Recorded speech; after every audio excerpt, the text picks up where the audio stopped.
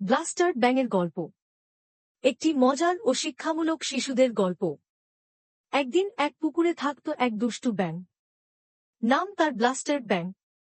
সে সারাক্ষণ বলত, আমি সব ব্যাঙের চেয়ে জোরে লাফাতে পারি। সব বন্ধু ব্যাঙেরা বিরক্ত হয়ে বলত, আরে ব্লাস্টার্ড, এত গর্ব করো না। কিন্তু সে শুনত না।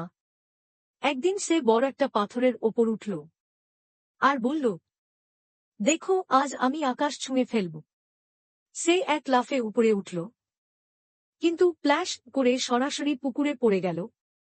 সব ব্যাঙ হেসে উঠল, আর ব্লাস্টার্ড মাথা নিচু করে বলল, উফ, এখন বুঝেছি শুধু জোরে লাফানোই বর নয়, বুদ্ধি আর সাবধানতাও দরকার। সেই দিন থেকে ব্লাস্টার্ড ব্যাঙ আর গর্ব করত না। সে সবার সঙ্গে খেলত, সাহায্য করত, আর সবাই তাকে ভালোবাসত। গল্পের শিক্ষা: গর্ব করলে লজ্জা আসে, বিনয়ী হলে সবাই ভালোবাসে।